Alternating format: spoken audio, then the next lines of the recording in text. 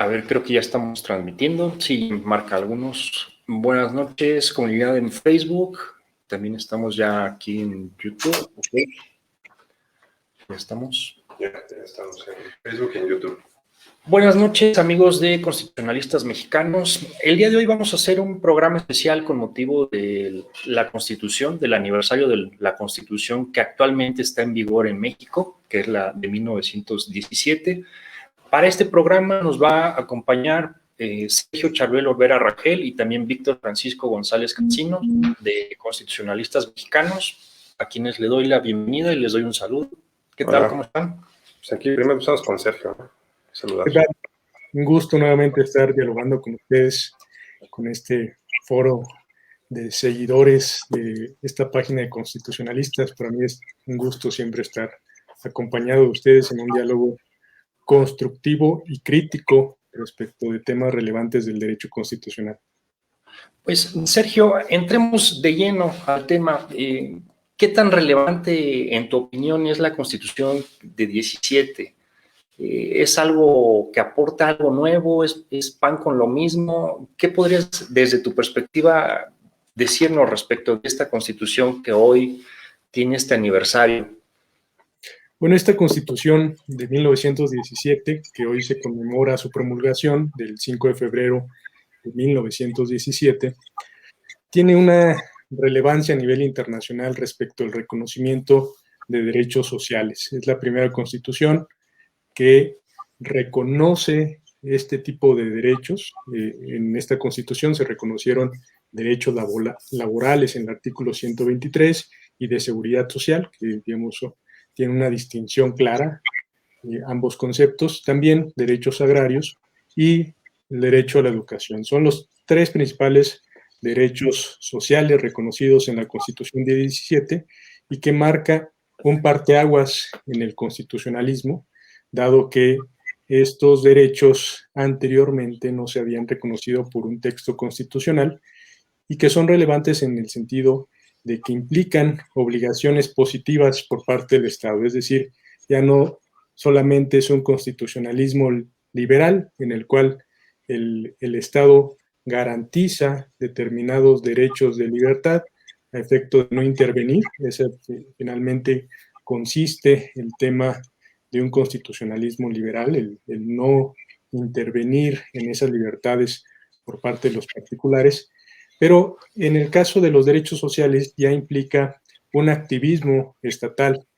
No basta con simplemente respetar, sino que se requiere proteger con determinadas políticas, con determinadas acciones por parte del Estado, para lo cual, pues bien, el Estado tiene que establecer clínicas de salud, hospitales, tiene que pues dar accesibilidad, educación, garantizar los derechos laborales de los trabajadores, repartir tierras, es decir, una serie de acciones que por primera ocasión en 1917 se plasman en una constitución. Esa es, digamos, la relevancia que tiene a nivel internacional la Constitución de 17, porque se aleja de un mero constitucionalismo liberal, que ese fue el iniciado por la Constitución estadounidense, la Constitución derivada de la Revolución Francesa, que tienen esa conceptualización liberal, ¿no? Digamos, de arranque es la relevancia que tiene nuestra Constitución.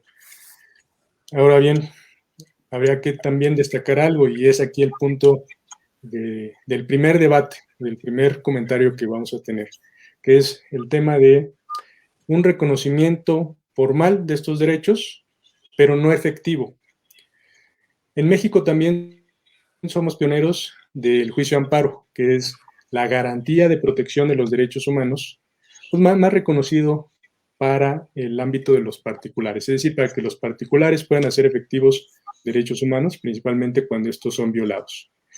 Y en México, pues se parte de toda una tradición del establecimiento de este juicio de amparo que se federalizó en 1847 y que a partir de ahí pues lo tenemos previsto en las legislaciones federales.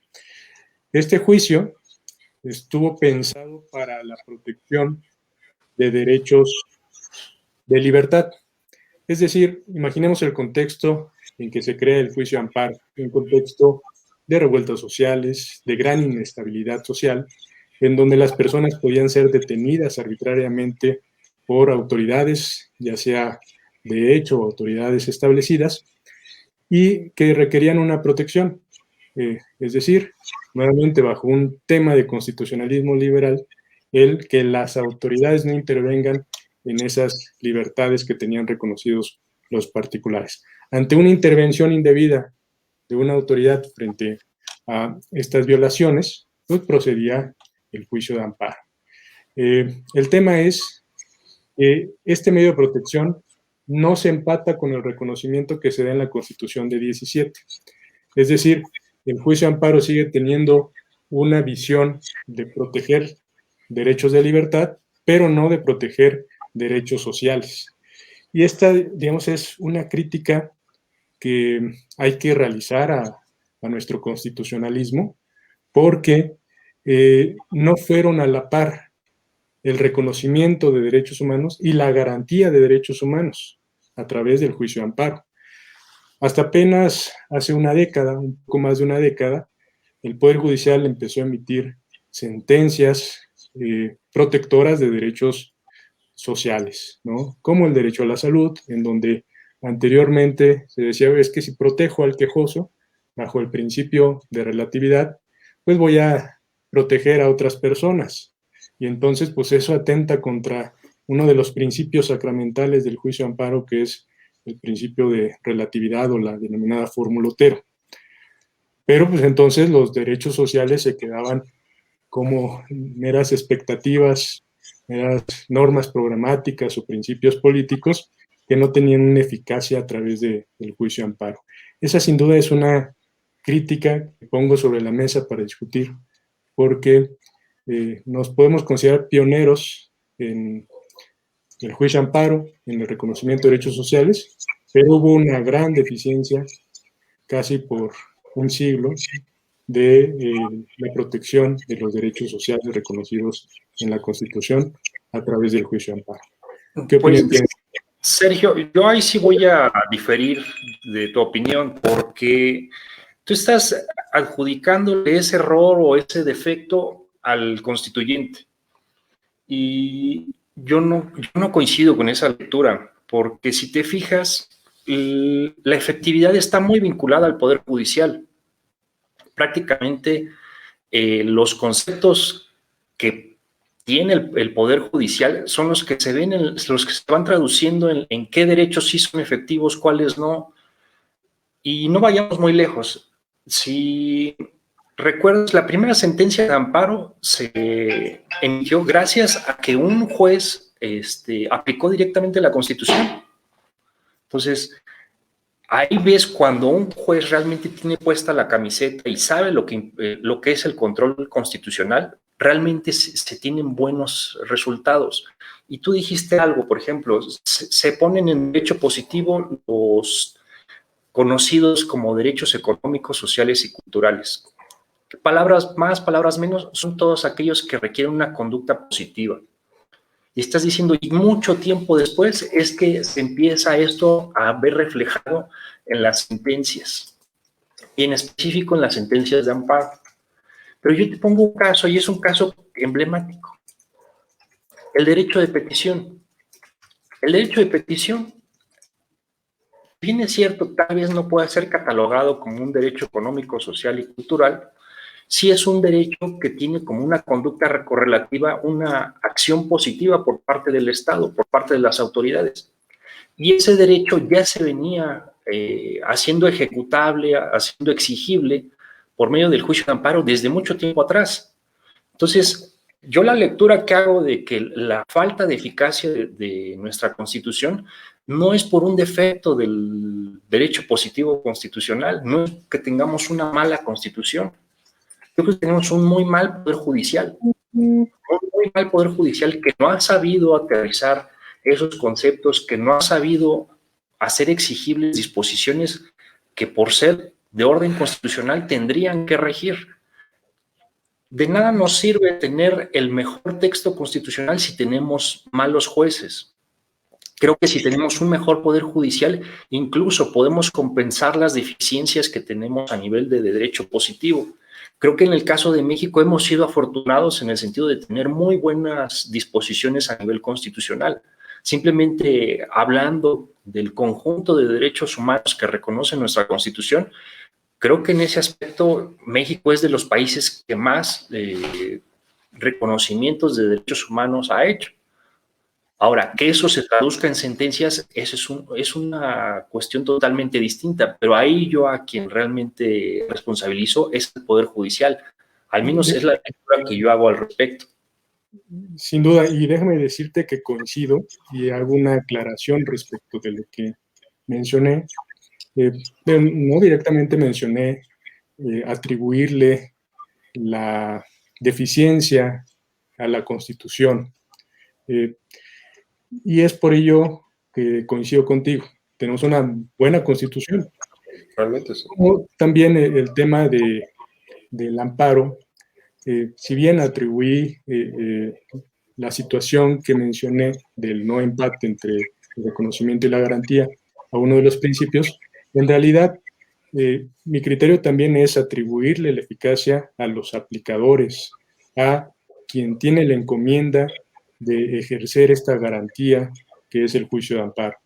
En ese sentido coincido contigo, porque en realidad si existe una configuración del juicio de amparo a nivel de legislación secundaria, el juez constitucional, que es el juez de amparo, pues tiene que realizar una interpretación y aplicación muy extensiva de este mecanismo a fin de dar protección a los derechos sociales. Eso fue lo que no hizo. ¿Recuerdas y recordará también la audiencia alguna de las primeras sentencias emitidas respecto de los derechos sociales en donde se decía no es un derecho ejecutable, más bien es un principio programático que se debe cumplir en la medida de las posibilidades que tiene el gobierno, o inclusive criterios como los derechos contenidos en el artículo 123, los derechos laborales y de seguridad social, no se encuentran en los primeros 29 artículos, pues no son derechos humanos protegidos a través del juicio de amparo. Indudablemente esos criterios son de los aplicadores de la Constitución y del mecanismo del juicio de amparo. Indudablemente hay una fuerte responsabilidad del Poder Judicial en aquel entonces y lamentablemente actualmente algunos también siguen cometiendo ese tipo de errores de no dar una adecuada protección a derechos reconocidos en nuestra Constitución y escudándose en temas procesales, que ese es el punto. O sea, se están poniendo trabas procesales para poder tener una eficacia adecuada de los derechos humanos reconocidos en la Constitución y ahora a través de este parámetro convencional, este bloque de convencionalidad, pues también en los derechos humanos reconocidos a nivel internacional. Por ello coincido contigo, porque sí, la ineficacia, pues, de la protección de los derechos humanos se debe a los aplicadores, principalmente, hay que decirlo, al Poder Judicial de la Federación. Así es que, bueno, hago esa aclaración, ¿no? También. Y bueno, también, ahorita comento otra deficiencia, pero pues adelante con sus comentarios. Sí, también quería comentarte algo respecto a, muchos se ha criticado que en México hay una infinidad de reformas a la Constitución y se pone en comparación, por decir algo, a la Constitución de los Estados Unidos de América y que dicen, no, es que allá no tienen tantas reformas y aquí tenemos demasiadas. Desde mi punto de vista es más de lo mismo, el origen sigue siendo ese. Si tienes un poder judicial que realmente no sabe cuál es la función de un órgano constitucional, de control, de constitucionalidad, y bueno, y eso también al día de hoy ya se va desdibujando mucho, porque recordemos, con las reformas que han habido, con el control difuso y demás, pues hoy todo órgano jurisdiccional es órgano constitucional. en el sentido de que tiene que privilegiar primero el derecho positivo constitucional respecto de cualquier norma inferior. Entonces, creo que ahí no sé cuál sea tu interpretación en relación a esas críticas de la infinidad de reformas que ha habido. ¿Son buenas, son malas? ¿Crees que sean del mismo origen por una negligencia del Poder Judicial o crees que hay algunas que sí puedan estar alejadas de esas causas? ¿Qué opinan al respecto? Bueno, yo señalarte en primer lugar que el tema de la reformabilidad pues tiene una razón de ser histórica y nuevamente retomando el contexto de la Constitución de 57, que finalmente es la que postula en primer lugar el procedimiento que ahora tenemos en el 135 de reformular la Constitución. El diputado Zarco, al presentar el proyecto de Constitución ante la Asamblea Constituyente del 57, refiere cuál es la razón de este procedimiento. Y él señala que ante las diversas revoluciones, revueltas que se habían dado en el siglo XIX, en mediados de este siglo, pues se requerían escapes institucionales para evitar conflictos armados, es decir, que las vías de solución sean las institucionales y no los conflictos sociales. Es por ello que señala él, referimos una mayor flexibilidad en el procedimiento, que al no tener esas vías de escape, pues se tengan que dar los cambios vía revolución. Entonces, este es un buen panorama para pensar el por qué en México se ha generado una costumbre, digamos, de reformar constantemente a la Constitución. Son vías de escape para poder plasmar los anhelos inclusive de nuevos gobiernos o de las políticas de nuevo gobierno. El tema es que esto ha generado diversos perjuicios. El primero de ellos es que tenemos una Constitución muy extensa que prácticamente regula todos los temas y materias y que lo que no está regulado ahí nos sentimos inseguros y que al no estar previsto en la Constitución pues no se ha cumplido adecuadamente y entonces todo se eleva a rango constitucional. Y la segunda es que bien, pues tenemos un tema de muchas deficiencias, hay contradicciones en nuestra Constitución que pues también van en perjuicio de una correcta aplicación. Pero sobre todo esto último, la aplicación de la Constitución, una verdadera conciencia de aplicar la Constitución, principalmente por los juzgadores, y como tú lo señalas, el denominado control difuso de constitucionalidad, que en realidad no se debía haber tenido esa discusión tan, a mí me parece tan vana, porque en realidad cualquier aplicador, particulares o autoridades, deben tener preferencia en la aplicación de las normas constitucionales por encima de cualquier otra norma. Así los jueces lo primero que tienen que hacer es aplicar la Constitución. Y en ese sentido se vuelven en jueces constitucionales porque tienen que aplicar en primer lugar la Constitución. Pero pues, fue un debate que pues, nos generó mucho perjuicio en el siglo pasado y que a veces nos sigue, yo diría que todavía nos sigue generando muchos conflictos porque no se entiende eso y se prefiere la aplicación de normas que son totalmente contrarias a la Constitución en lugar de aplicar nuestro texto supremo, las normas supremas previstas en la Constitución. Entonces, en conclusión, pues, tenemos arraigado costumbres y malos entendimientos de las funciones estatales, de la supremacía constitucional, y bien, esto repercute en que no tengamos una adecuada aplicación de nuestra Constitución. ¿Querías contar? Sí, y recordando mucho a Carl Schmitt y todo una de las lecturas cuando empezaba a hablar de las decisiones políticas fundamentales, ¿no? Y lo quiero vincular también con el protesto que hacen las autoridades al momento de pues hacer, antes de tomar el cargo, que tienen que guardar y la Constitución y las leyes que de ella emanan, ¿no? Sí.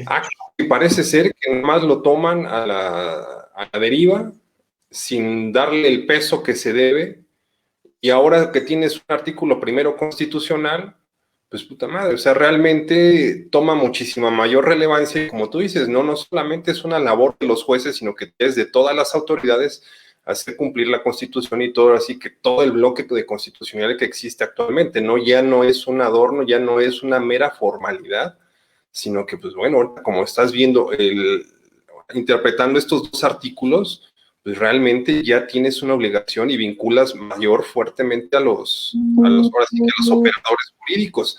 Ya no es excusa para que realmente, no, es que hasta que no tengas una sentencia de amparo, pues, ya te chingaste, tengo que violar tus derechos humanos porque tengo que aplicar esta norma, ¿no? Yo creo que ya esa visión muy retrógrada sigue operando y son paradigmas que tenemos que ir venciendo y, pues bueno, que espero que a la larga lo logremos hacer. Si no, pues ahora sí que es donde seguimos, promueve amparos para poder restituir ahora sí que a nuestros derechos, porque no hay ahora sí que ya esa amplitud de criterio de que la Constitución es primero, pues no, realmente es leguleyos a más no poder, porque no queremos realmente tomar la responsabilidad de proteger ahora sí que los derechos que la Constitución establece, ¿no? Creo que ese ha sido uno de los errores grandes. Sí, y más en ese sentido, ahorita dijiste algo, ¿no?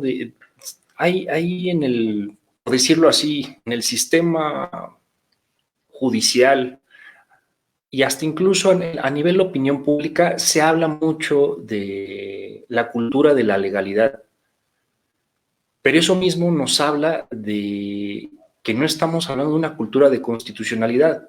Sí. Entonces, si se fijan, estamos propiciando de que haya un Estado de Derecho, pero siempre privilegiando la ley, siendo que si nos vemos muy técnicos, la ley está subordinada a la Constitución. Y esto yo lo veo reflejado mucho, por decir algo, en la Suprema Corte de Justicia. La Suprema Corte de Justicia, aun y cuando saque sus comerciales de que son el máximo tribunal constitucional del país, no termina de entender cuál es su función, porque me toca ver muchas contradicciones de tesis que son resueltas por la Suprema Corte de Justicia, que versa sobre criterios de legalidad y no se da cuenta que muchas veces termina eligiendo uno de los criterios que supuestamente es el ganador, pero ese criterio a su vez es inconstitucional. Pero como la litis de la contradicción de tesis no abordó el tema de la inconstitucionalidad o de la posible inconstitucionalidad de las leyes que propiciaron los criterios que están en conflicto, pues pasa de noche el tema de la inconstitucionalidad y la Corte únicamente termina sancionando un criterio que viola a su vez la Constitución. Pero eso sí, es el criterio legalmente correcto. Entonces, me toca ver mucho eso, o sea, sí hay un tema de un reclamo de que haya más legalidad, pero la constitucionalidad está en la calle del olvido, porque no lo veo eso en las sentencias, no lo veo en el actuar del que habla Sergio. Toda autoridad que aplique la Constitución tendría que darle ese rango, y al día de hoy, pues la verdad es que sí, eso nos está faltando en este país. No sé qué opinan. Sí, tocas un punto muy interesante, la cultura de la legalidad, pero no de la constitucionalidad. Nos falta inculcar esa cultura de constitucionalidad en todos, porque pues muchos de los que, digamos, no somos autoridad, pues desconocemos a bien la Constitución. Falta un conocimiento de nuestro texto constitucional, saber que ahí se resuelven prácticamente todos los problemas que pueda haber, porque es un texto extenso, pero que sí contempla muchos de los supuestos de solución de diversos conflictos basados en el tema de derechos humanos. Ahora, sí, adelante, Francisco. Y en ese sentido, y recordemos, güey, y lo hemos vivido con compañeros, con amigos, con varios profesionistas. También yo me tengo que memorizar la pinche ley de concursos mercantiles, yo me tengo que memorizar la ley de telecomunicaciones, van y se la meten, cabrón. Sí, y después, mala tarde, ¿qué crees? Esa ley es inconstitucional. Sí, claro. O sea, realmente eso es un error garrafal, ¿no? O sea, la cultura constitucional está valiendo madre. Ahora, y también otra cosa, o sea, y si vamos a ser técnicos, tenemos que ir distinguiendo, porque una cosa son derechos humanos, sí, otra cosa es derecho constitucional. Que hay puntos de coincidencia, hay puntos en los que van a compartir ciertos ámbitos, adelante, pero va a haber otros en los que van a ser totalmente ajenos. Y yo veo muchas veces que equiparan derechos humanos a derecho constitucional y son cosas distintas. Sí. Entonces, bueno, también es un tema de conceptualizar qué es constitución. sí. Depende también de esa conceptualización, pero coincido en el punto de que no necesariamente un derecho humano debe estar constitucionalizado. No, Es y eso decir, hasta lo tienes en el propio Pacto de San José, el artículo 25 te dice que incluso puede haber derechos humanos en leyes, sí, claro. no necesariamente en tratados o en constituciones. O sea, un código civil puede contener un derecho humano. Sí, Entonces, totalmente de acuerdo. por el mismo sentido. Y respecto a ese punto, más bien quizás alejado de ese punto, en otro tema que me permito abordar, es lo siguiente, y me gustaría abrir el debate sobre esto. Yo creo que hay una tendencia a la centralización, cuando en realidad el sistema federal es muy bueno. Es muy bueno que exista una distribución de competencias entre el ámbito federal y el ámbito local, porque eso da eficacia a las funciones estatales. Es decir, las autoridades centrales pues no pueden hacer todo, se les va de la mano si pretenden hacer todo. Se tiene que descentralizar el poder y las funciones estatales a fin de dar una mayor eficiencia a la función estatal en beneficio a los gobernados. Y esto lo veo mucho en el Poder Judicial, en una tendencia de la función jurisdiccional a ser centralizada. Lo vemos inclusive en esta reforma que sin duda se va a aprobar, ya van 8 votos de las legislaturas, lo vi hoy en la mañana, y que no tengo duda que se va a aprobar la nueva reforma en materia del Poder Judicial de la Federación, que tiene esa tendencia a centralizar, a fortalecer a la Suprema Corte como Tribunal Constitucional, pero que finalmente da pie a la centralización. Y pongo el ejemplo inicial. El juicio de amparo surgió siendo un juicio a nivel local, pero se federalizó. Y hay una federalización del juicio de amparo que impide, por ejemplo, que los medios de protección a derechos humanos en el ámbito local sean ineficaces, porque se tiene, una vez que se resuelven en el ámbito de las entidades federativas, se tiene todavía la vía del juicio de amparo, y es ineficaz, obviamente, porque implica que la justicia se retarda por no tener una resolución firme e inatacable, una cosa juzgada en el ámbito de las entidades legislativas. ¿Y esto por qué? Porque existe la federalización de la protección de los derechos humanos. Yo creo que esa sí es una crítica, al menos desde mi perspectiva, de nuestra Constitución, que está tendiendo a una centralización que me parece incorrecta, y más en el tema de la jurisdicción constitucional y en específico en la protección de los derechos humanos. Creo que si se logra una adecuada distribución de las competencias jurisdiccionales en materia de protección a derechos humanos, tendríamos mayor eficacia, porque ustedes lo sabrán bien, ustedes son amparistas, somos amparistas en este foro, los tres, y uno de los grandes problemas que se tiene en el Poder Judicial es la saturación de trabajo. Entonces, presentan una reforma que pretende dar mayor fortaleza a la Suprema Corte para quitarse de trabajo, pero pues en realidad ese trabajo se lo van a pasar a los tribunales colegiados o a los jueces de distrito. Y vamos a tener el mismo problema. Pues Yo creo que la buena solución es darles más herramientas al ámbito local. Yo, mira, no creo que esa sea la solución, porque las herramientas ya las tienen. El problema es que no saben que las tienen. Y voy a ser muy preciso en el tema de la competencia. Tú hablaste de la jurisdicción en materia de derechos humanos. El 103 de la Constitución establece que va a ser el Poder Judicial Federal el que va a conocer de las violaciones a los derechos humanos cometidas por las autoridades, ¿sí? Pero también hay violaciones de derechos humanos cometidas por particulares. Si aplicamos la regla de distribución de competencias del federalismo del artículo 124, esas competencias casos en los que particulares son los que están violentando derechos humanos, son jurisdicciones locales. El problema es que dime qué congreso de las entidades se dio por enterado de que tienen esa competencia. Dime qué poder judicial local ya tiene el chip de que, oye, estas violaciones de derechos humanos me corresponden a mí atenderlas. Para empezar, eso está en el olvido, eso es letra muerta. Aún y cuando ya tenemos el derecho positivo y tenemos esa distribución que puede favorecer en el término que tú estás diciendo de no concentrar todo en la federación, al día de hoy es inútil, porque nuestras autoridades, nuestros legisladores y nuestros poderes judiciales locales no se han enterado que tienen esa facultad. Y al día de hoy es derecho positivo.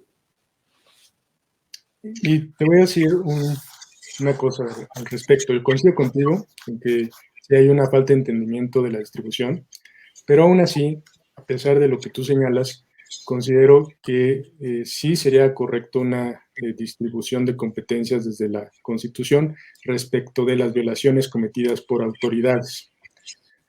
Y pienso en lo siguiente.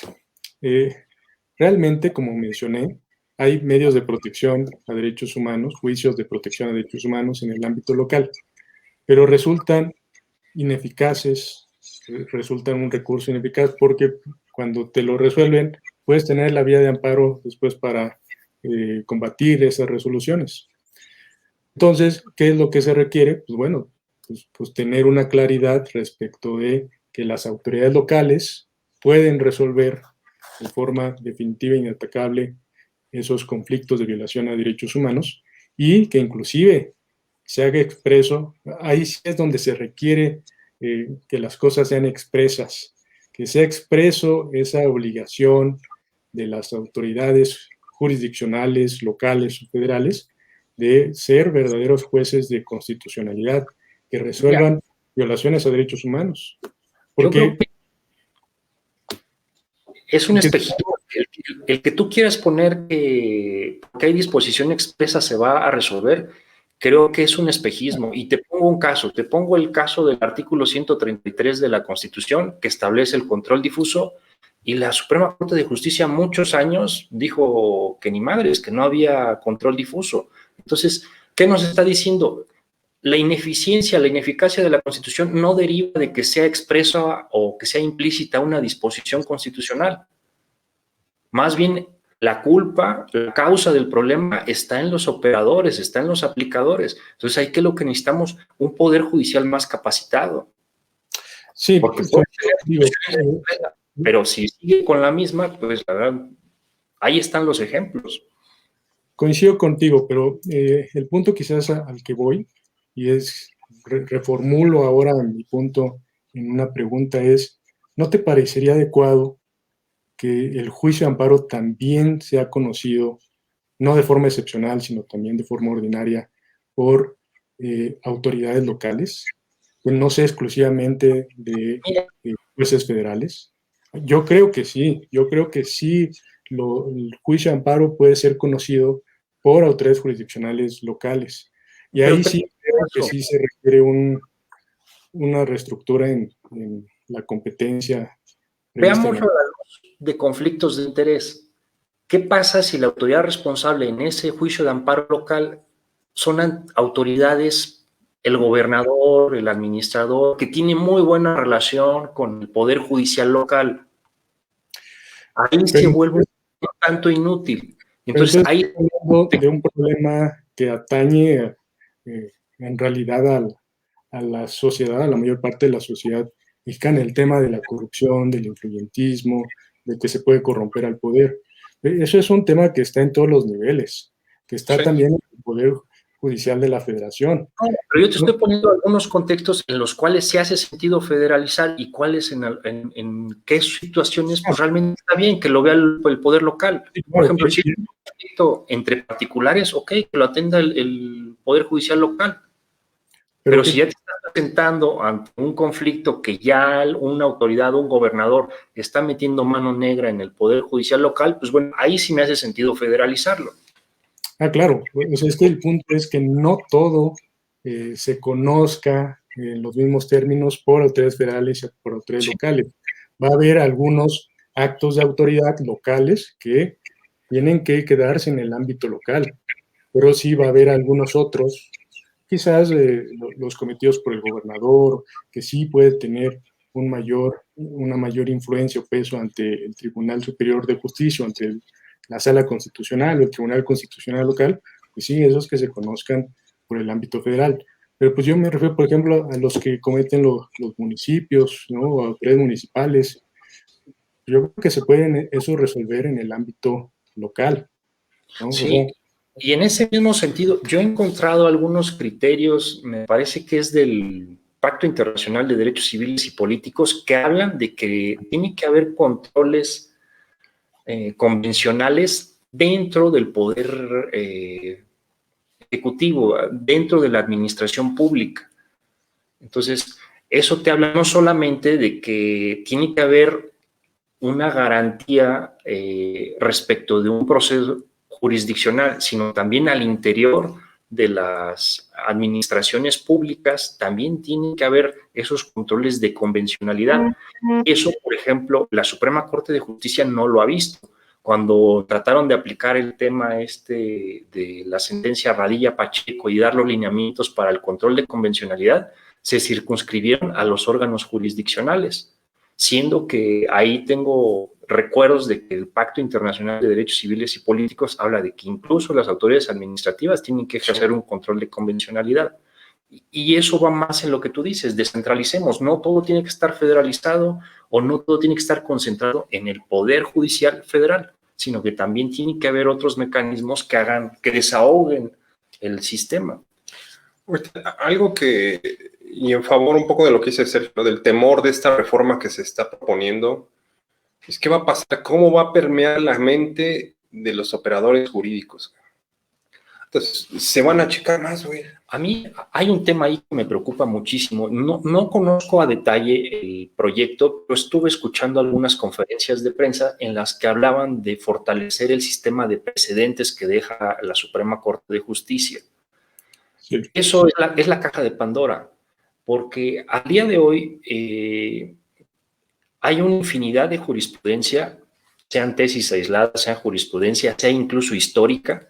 Para los que no conozcan eso de la historia, que es incluso jurisprudencia que ya perdió vigor por cualquier causa, se sigue aplicando y se aplica aún por encima de lo que diga la Constitución. Entonces, eso prácticamente está siendo un sistema de justicia o un sistema jurídico paralelo, porque ya no es lo que dice la ley, sino es lo que dice la jurisprudencia.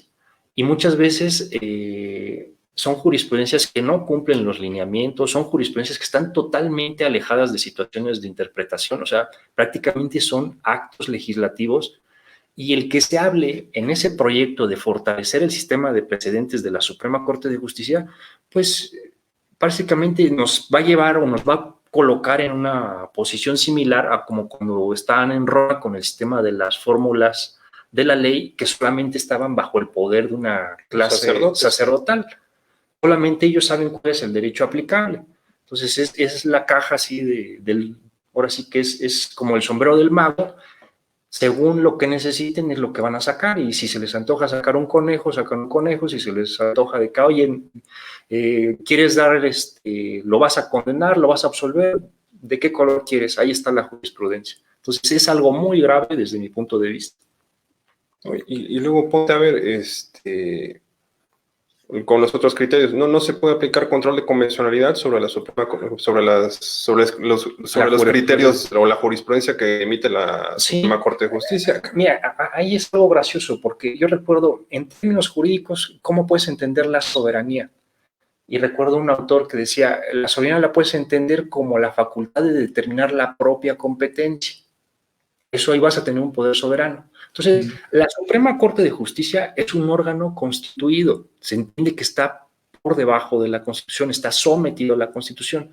Pero en el momento en que saca criterios como ese, de que, oye, no se puede ejercer control de convencionalidad respecto de la jurisprudencia que yo emito, pues prácticamente está determinando su propia competencia, se está volviendo soberana.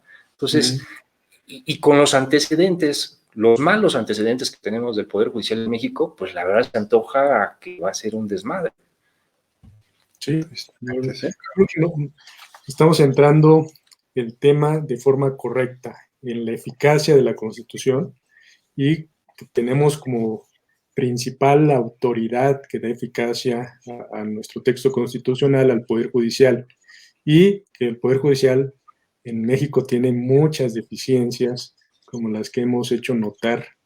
Y hace poco, ¿no? Salieron ya un periodicazo ahí de que habían ahí que unos contratos asignados de forma irregular y no sé cuántos millones, o sea, ya están saliendo también noticias escandalosas de actos de corrupción graves al interior del Poder Judicial.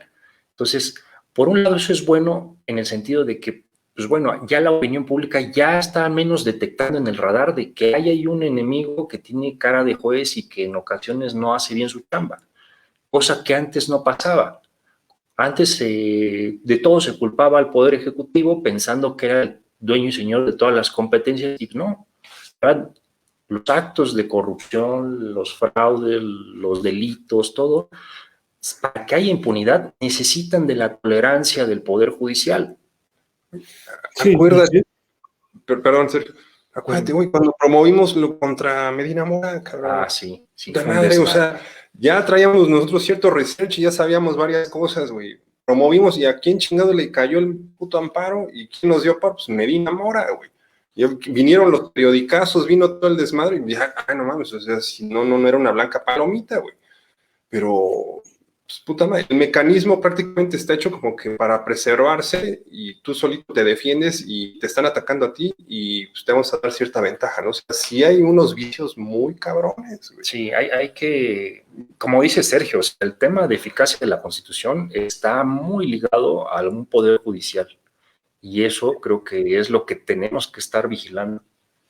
Y que esta nueva reforma al Poder Judicial evidencia esto, porque parte importante de esta reforma es respecto al tema de la corrupción que se vive en el Poder Judicial, poner mayores controles para el tema de la corrupción en los servidores públicos, del nepotismo, pero en realidad señalo que se pone en evidencia porque esto en realidad se pudo haber resuelto con la aplicación de las normas que ya se tienen en el Ejecutivo, que ya tiene mecanismos, el Consejo de la Judicatura, la propia Suprema Corte, pero pues que no se ha implementado. Entonces lo suben a rango constitucional, yo digo, para evidenciar que existe un problema, pero pues ahora falta también que sea correctamente, ¿no? Porque volvemos a lo mismo. No basta con que esté en la Constitución o en una ley, sino que sea realmente aplicado. Controles para tema de la corrupción, de nepotismo, existen en nuestro país desde hace algunos años, pero el tema es que no se aplican con eficacia.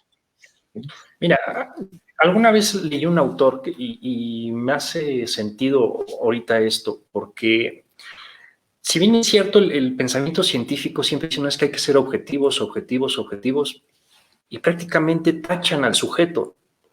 Pero aquí con esta charla que estamos viendo que tenemos un buen derecho positivo, tenemos una muy buena constitución, pero los sujetos encargados de aplicarla es el eslabón más débil.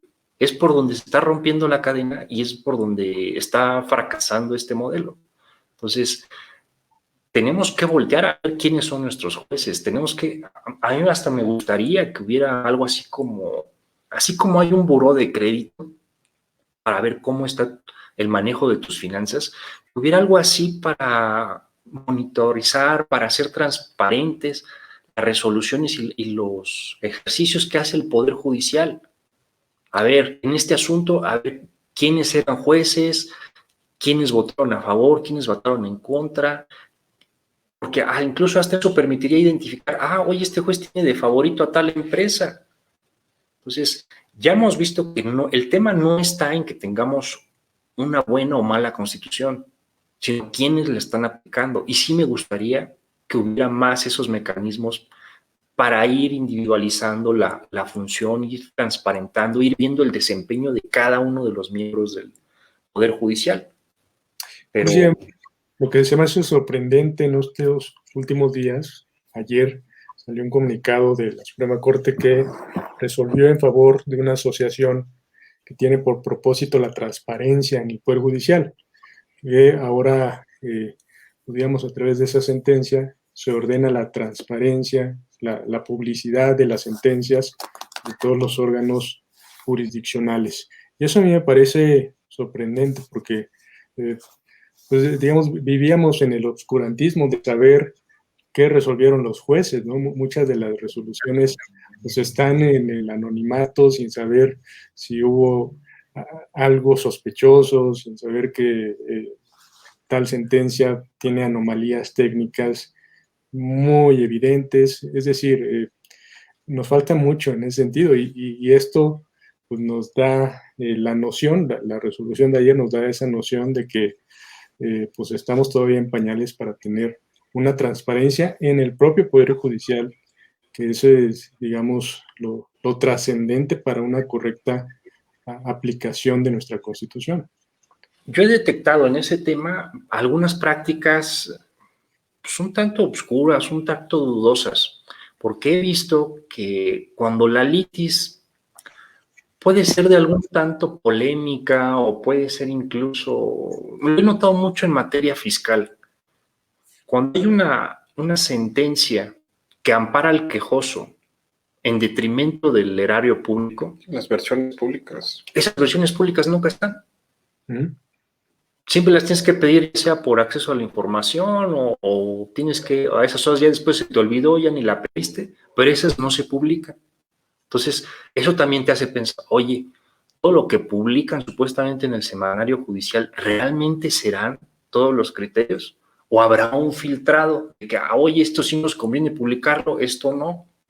Entonces, sí, caben dudas y yo te digo, lo he detectado porque he visto que ciertos criterios, ciertas litis en las que me ha tocado ser parte o juicios que yo he monitoreado, esas sentencias no se publican en las versiones públicas. Sí, sí, sí. ¿Cuál es el criterio? ¿Quién sabe? Pues no sé en qué estado, creo que fue Chihuahua, que no salían versiones públicas. ¿Ve? Sí. O sea, sí es ese de que los sacerdotes están con las fórmulas de la ley como en Roma, algo así Sí. estamos viendo. Sí, indudablemente. Y esto, me permito cambiar un poco de tema Sí. por el punto de transparencia, pero yéndome al tema de algo que resulta también controvertido en estos días.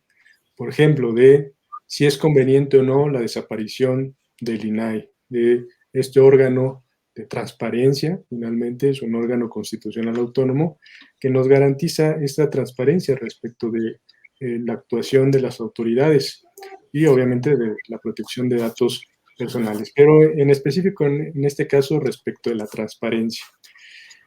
Y pongo a debate lo siguiente, ¿puede haber reformas a la Constitución regresivas? Yo diría que sí, y esta puede ser una de ellas, porque realmente el tema de la transparencia beneficia a la efectividad de los derechos humanos. ¿Cómo voy a poder plantear una buena defensa si no tengo la información suficiente? Que me parece que estas vías que da el INAI son vías que son acordes con un Estado garantista y que el hecho de que se elimine sí generaría un tema muy perjudicial para nuestro Estado de Derecho. No sé qué piensen ustedes. ¿Cuántos amparos no hemos ganado porque andamos chingui metiendo solicitudes al INAI, cabrón? Sí. Y entonces acá estoy saque información. A ver, dime de tal delegación, dime de tal alcaldía, dame de tal municipio. Y ahí es donde empiezas a salir toda la porquería y ahí es donde sacas argumentos para fregarte. Los que ahorita que los ponen, los van a poner en ese riesgo, va a estar cabrón. Mira, yo antes pensaba así. Decía, los organismos constitucionalmente autónomos está muy bien que existan, pero conforme fui viendo que había más poderes económicos involucrados como infractores de derechos humanos, me di cuenta que esos poderes económicos de los que habla Ferrajoli pueden apoderarse de esos organismos constitucionalmente autónomos y marcar la política pública en detrimento del interés público. Simplemente tratar de beneficiar a ese grupo que logró financiar, logró comprar a los integrantes de los organismos constitucionalmente autónomos. Entonces, cuando yo empecé a investigar y esos temas y que vi, oye, es que sí existe ese tipo de riesgos, ahí mi postura cambió, porque pasó de ser algo de totalmente a favor de los organismos constitucionalmente autónomos a decir, oye, un momentito, ¿qué pasa si un conglomerado, Wall Street, quien sea, se hace de las cabezas de los dirigentes, de los funcionarios públicos de esos organismos constitucionalmente autónomos? Ya no van a estar, y no vayamos muy lejos, simplemente autoridades sanitarias a nivel mundial, lo voy a decir así para no sufrir ninguna censura. ¿Cómo están los financiamientos al día de hoy? ¿Quiénes son las empresas que están aportando dinero a esos organismos? Ahora traslademos ese mismo a nivel interno. ¿Cómo vamos a estar seguros de que efectivamente esos funcionarios no van a estar comprados por los poderes económicos? Entonces, cuando ya planteé ese escenario, ya mi postura cambió. Dije, cabrón, o sea, es un riesgo que no había contemplado. Y si es así, pues digo, estás en un dilema, porque por un lado tienes que darle efectividad a derechos humanos, pero también esos organismos constitucionalmente autónomos pueden ser comprados por empresas. Y eso también puede ir en detrimento del Estado de Derecho. Entonces, ya ahí la discusión ya no se vuelve tan blanco y negro. Entonces, ya entran otros jugadores y te hace ser así como que, oye, pues no está tan fácil. Y ahorita tocaste el tema que yo creo que, o sea, pongámonos conspiranoicos y la chingada, como tú dijiste. O sea, ya el problema son transnacionales. El otro día hablamos de Facebook, que si quieres apareces, si no quieres te quita. Pues, güey, o sea, eso de cancelarle las cuentas a un presidente. Censura previa, ya. O sea, sí existe, y yo creo que el nuevo cuestionamiento para todos los que nos gusta constitucional o que estamos analizando derechos humanos es cómo vamos a protegernos ante estos nuevos actores, ahora sí que los mercados vorágines del mercado, como dice Ferrayoli. Hace poco lo vivimos con el tema de las acciones de GameStop y de Robinhood. Robinhood es una aplicación que permite a particulares comprar acciones de la bolsa de Estados Unidos, y empezó como Robinhood tiene ahí vínculos con una de las empresas que se estaba viendo afectadas con las ventas de las acciones de GameStop. Pues esas horas, los telefonazos, oye, ¿sabes qué? Empieza a restringir, y sí, hubo un momento en el que incluso ya la gente no podía comprar esa acción. Entonces, ahí vemos cómo si hay intereses económicos que se pueden poner de acuerdo para vulnerar derechos humanos del resto de la población. Entonces, ahí es donde sí ya... Sí, el libre mercado valió más. O sea, nuestra constitución, estos cabrones en un ratito le dieron un tachón e hicieron lo que quisieron. Entonces, ahí ya no es tan claro de decir, ay, es que suena descabellado quitar los organismos constitucionalmente autónomos. Híjole, pues no sé, o sea, porque hay contextos en los que esos organismos pues pueden incluso tener nada más la fachada, tener la apariencia y tener una agenda de una corporación, de un conjunto económico. Sí, yo de hecho en mi comentario fui cuidadoso en nada más referirme al INAI, porque yo en ese caso sí considero que debe de tener una autonomía. Lo mismo pasaría, si está dentro de la estructura de los otros, sí pongo mi reserva. Yo diría que pues, tomarlo con mayor reserva, como tú lo señalas.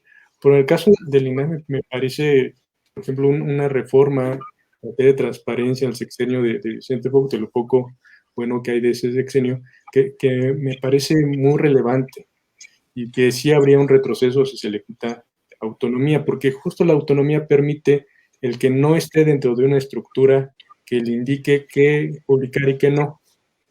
Entonces, pero eso, por ejemplo, yo me enteré que cuál fue la primera resolución que dictó ese órgano. También yo quedé decepcionado. Yo no sabía, pero en alguna de las mañaneras el presidente dijo, oye, es que la primera resolución que dijo el INAI fue, ¿sabes qué? Niego el acceso a la información. Entonces, del Poder Judicial se requiere en realidad que aplique correctamente las facultades que tiene el INAI, ¿no? O sea, volvemos justamente a lo mismo. Creo que ese es un problema en México, el problema de la efectividad, del verdadero cumplimiento de la Constitución, de que las autoridades se tomen en serio sus facultades, ¿no? Tratando de visualizar los riesgos, yo planteo lo siguiente, ¿no? Y creo que a lo mejor a favor de Sergio y diciendo de los organismos constitucionales autónomos, que se trató de evitar el partidismo, ¿no? Que este funcionario siguiera la línea que le marcaban arriba. Está bien, en su momento funcionó, pero ahorita, ¿qué está pasando? Hay otros poderes que también lo pueden afectar, pues porque prácticamente está más endeble y está más, es más manejable, por así decirlo. Y, o sea, sí está difícil y va a estar cabrón de conciliar esto, ¿no? Porque se van a tener que poner a lo mejor o más requisitos o más supervisión sobre dichas personas, sí, para evitar cualquier tema de corrupción, ¿no? Personas, familiares y allegados, porque pues hemos visto, ¿no? Sí modificó esta mamada y te va a llegar a hablar Perenganita, y Perenganita es una prima ultra lejana que es la que hace y cierra todos los business, cabrón. Entonces, sí se va a tener que, o sea, le tenemos que pensar y ver cómo se propone algo para evitar partidismo, poderes de las políticos transnacionales o políticos y económicos, porque, e incluso amenazas de narco, cabrón. Ahora, y también otro tema, o sea, también lo que está subyacente en el tema de la reforma o la eliminación de estos organismos constitucionalmente autónomos es el tema de la ineficiencia, sí, tanto en desempeño como en cuestiones de recursos. Entonces, eso también no, o sea, hay que diferenciarlo, porque bien podemos conservar los organismos constitucionalmente autónomos, pero sí establecer mecanismos más efectivos para su vigilancia, tener un cambio que propicie que sean más eficientes en términos económicos, que no sean unos elefantes, que no sea algo extravagante, o sea, que sean presupuestos más efectivos, que rinda más el dinero al interior de esos organismos, independientemente de si se van a eliminar o no. Creo que esa es una discusión que vale la pena separar y decirle, oye, puede ser que yo esté de acuerdo o no en que te van a eliminar, pero simplemente como una organización pública tienes que ser más eficiente. Y eso creo que eso sí es válido, independientemente de si se habla del discurso de quitarlos o no, sí tiene que haber un reclamo de mayor eficiencia. Sí, porque lo ves como muchas veces empiezan a cotizar curso para esto, curso para el otro, y muchas veces esos pinches cursos pues quedan entre puros amigos, cabrón. O ves el tipo de prestaciones que hay para ciertos cargos, que prácticamente el artículo 134 de eficiencia, honradez, transparencia del servicio público, pues vale madres, porque como son autónomos, autonomía en gestión, autonomía de no sé qué tanta madre, pues ya prácticamente son los salvavidas para poder hacer lo que ellos quieren, ¿no? Entonces sí, pues es un riesgo muy alto, cabrón. Y también hay que decirlo con todas sus letras, hubo una tendencia a crear órganos autónomos descabelladamente y con presupuestos muy altos que, como bien lo señalan, pues no han tenido bien la capacidad y la entereza de ejercer de forma eficiente sus facultades y han generado pues, grandes elefantes que sí generan prejuicios y que generan mucha desconfianza. Pero yo me iría más por el tema de generarles ese control, esa reestructura para que realmente ejerzan sus funciones de forma adecuada y que no sean estos elefantes gigantes que a todos molestan. Yo pensaría más bien en una reestructura y en algunos sí que hay que repensar si se ponen en la estructura del Poder Ejecutivo o no, pero indudablemente hubo una tendencia hacia la autonomía que en muchos de los casos no dio el resultado que se pretendía. Yo creo que también va muy vinculado a un tema de valores sociales y hay que cuestionarse, porque si te fijas, mucha gente aspiraba a luego tener un cargo público. Sí, claro.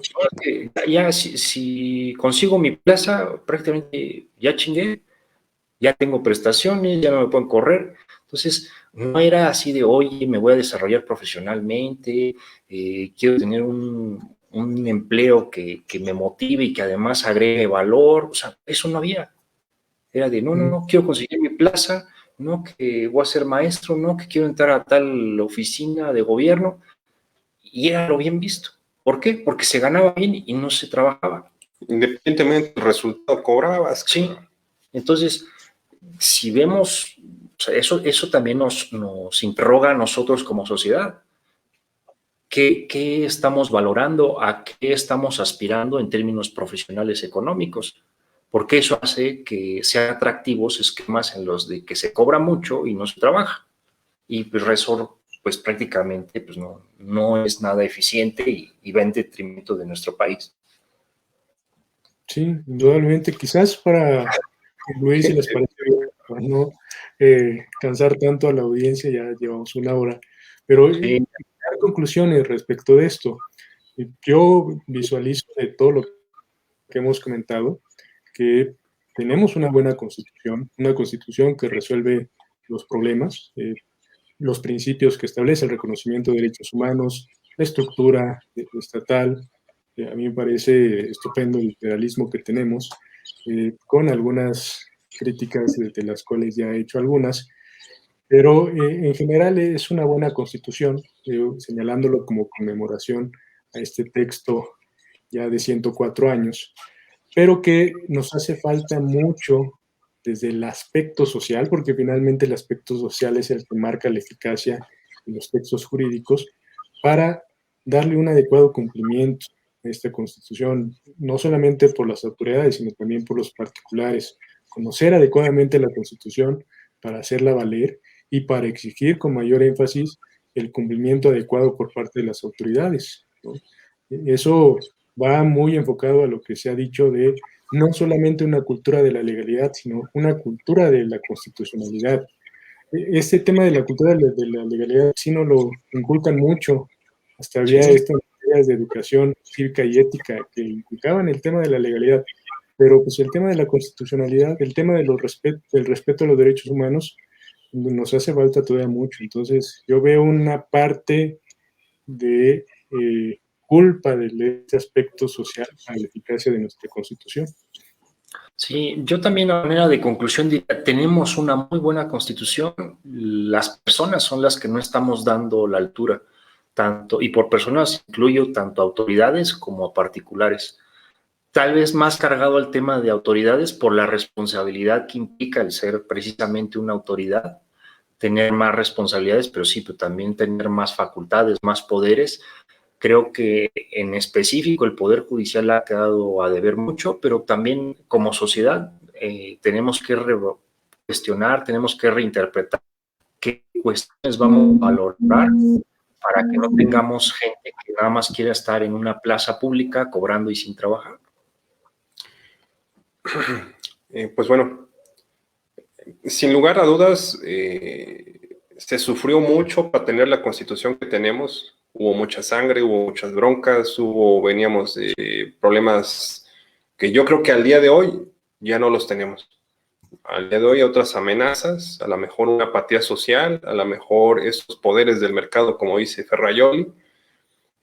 Sí tenemos que pensar y replantearnos nuevas estrategias. Creo que el constitucionalismo, aquel que se vanagloria nada más de aprender y aprender un chingo de historia y que nada más vienen a parafrasear a otros autores que estaban resolviendo problemas de 1957, de 24, pues tal vez ahorita ya con las situaciones que tenemos que empezar a abrir y pensar en un nuevo constitucionalismo que se proteja de poderes transnacionales y que realmente pues, cobre mayor eficacia, ¿no? Tenemos que, y gracias a Dios hay más herramientas, ¿no? Ahorita ya prácticamente no estamos si en aquellos tiempos lograron lo que lograron, así que en Cádiz y puta madre, mandaban las cartas y que en tal fecha para que los caminos pudieran llegar, puta madre, tenemos internet, tenemos mil y un madres, y no las estamos usando, pues creo que ahí sí pues andamos algo un poquito rezagados. Ojalá que pues, este espacio sirva un poquito para hacer esas reflexiones y que necesitamos atacar ya nuevos problemas pues, para esperar un mejor México, ¿no? Creo que pues, sería por mi parte. Claro. Pues bueno, vamos allá a finalizar esta transmisión, como dice Sergio, ya para que no se aburra nuestro auditorio. Una hora. Ya más de una hora. Pues Sergio, te agradecemos mucho la participación, también a ti, Francisco, a todas las personas que se quedaron hasta el final, pues se los agradecemos mucho. el tiempo es lo más valioso y que nos lo hayan dado, pues se valora. Muchísimas gracias. ¿Algo que quieran decir ya para...? Pues un abrazote. Sergio, gracias por proponer este tema. Sabes que se te estima un chingo y cualquier otra cosa que quieras proponer, estamos sumamente felices, contentos de poder tocar estos temas. Creo que es poca la gente que le dedica el tiempo y que hace un análisis jurídico y no nos metimos a cuestiones políticas, ¿no?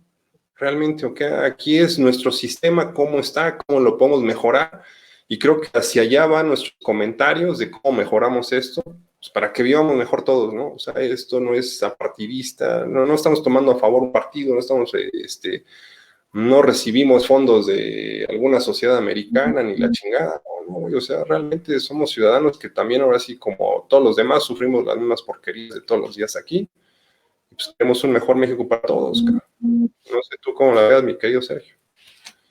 Bueno, indudablemente esa es nuestra labor como constitucionalistas, ser críticos respecto de las estructuras constitucionales, respecto de cómo se está dando eficacia a la Constitución, a los derechos humanos, y pues es nuestra labor tener este tipo de conversatorios para poder generar opiniones, poder generar inquietudes y que todo esto tienda a mejorar las deficiencias que tenemos, ¿no? Que ese es el propósito, y de hecho es el propósito mucho que hemos tenido en constitucionalistas mexicanos de poder evidenciar cosas para mejorarlas, de poder difundir temas para decir, aquí hay un problema, se tiene que resolver.